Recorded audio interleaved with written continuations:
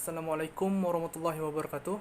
Perkenalkan, nama saya Syahrul Ramayadi, dari kelompok 6 dengan NIM 21140354. Baik, di sini saya akan menjelaskan tentang hak-hak dan kewajiban-kewajiban dasar atau asasi manusia dalam Pancasila. Pembahasan yang pertama, istilah dan pengertian hak asasi manusia. Yang kedua, perbedaan atas macam dan jenis-jenis hak-hak asasi. Yang ketiga, pemahaman hak asasi manusia. Yang pertama, pengertian hak asasi manusia.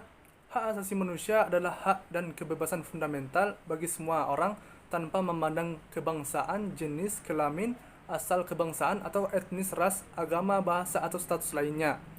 Hak asasi manusia mencakup hak sipil dan politik seperti hak untuk hidup, kebebasan dan kebebasan berekspresi. Selain itu, ada juga hal sosial, budaya, dan ekonomi, termasuk hak untuk berpartisipasi dalam kebudayaan, hak atas pangan, hak untuk bekerja, dan hak atas pendidikan. Yang kedua, perbedaan atas macam dan jenis hak-hak asasi. Pengertian HAM dibedakan dari segi subjeknya. Hak asasi individu, seri siometri, hak asasi manusia klasik adalah hak-hak asasi manusia yang timbul dari ekstensi manusia. Hak-hak ini antara lain seperti hak berapat dan berkumpul, menyatakan pendapat secara lisan maupun tulisan, dan hak untuk menganut agama tertentu. Yang kedua, hak-hak asasi kolektif atau sosial, seri siometri. Hak-hak asasi manusia sosial adalah hak-hak yang berhubungan dengan kebutuhan manusia, baik yang bersifat lahiriah maupun rohaniah. Hak ini terkait dengan hak manusia, warga negara untuk hidup bahagia dalam masyarakat dan negara. Lanjutannya, perbedaan atas macam dan jenis-jenis hak asasi.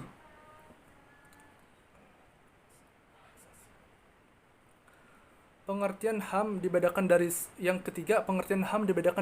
segi objek dan kepentingannya atau penggolongan HAM berdasarkan jenisnya. Yang pertama, hak-hak asasi pribadi atas personal right seperti kebebasan menyatakan pendapat, kebebasan memeluk agama, atau kebebasan bergerak dan sebagainya. Yang kedua, hak-hak asasi ekonomi atau property right seperti hak untuk memiliki sesuatu, membeli dan menjual serta memanfaatkannya. Yang ketiga, hak-hak asasi untuk mendapatkan perlakuan yang sama dalam hukum dan pemerintahan atau biasa disebut right of legal equality. Yang keempat, hak-hak politik atau political right, yaitu hak untuk ikut serta dalam pemerintahan seperti hak pilih, memilih dan dipilih dalam pemilihan umum, mendirikan partai politik, organisasi kemasyarakatan dan sebagainya.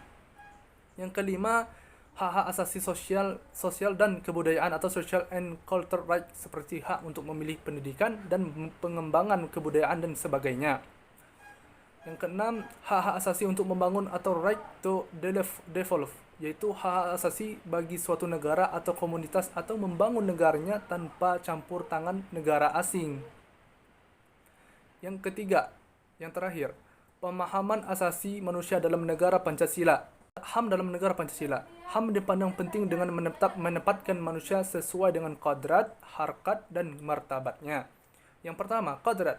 Manusia keseluruhan sifat-sifat asli, kemampuan-kemampuan atau bakat-bakat alami, kekuasaan bekal dan posisi yang melekat pada keberadaan atau eksistensi manusia, baik sebagai makhluk pribadi maupun sebagai makhluk sosial ciptaan Tuhan.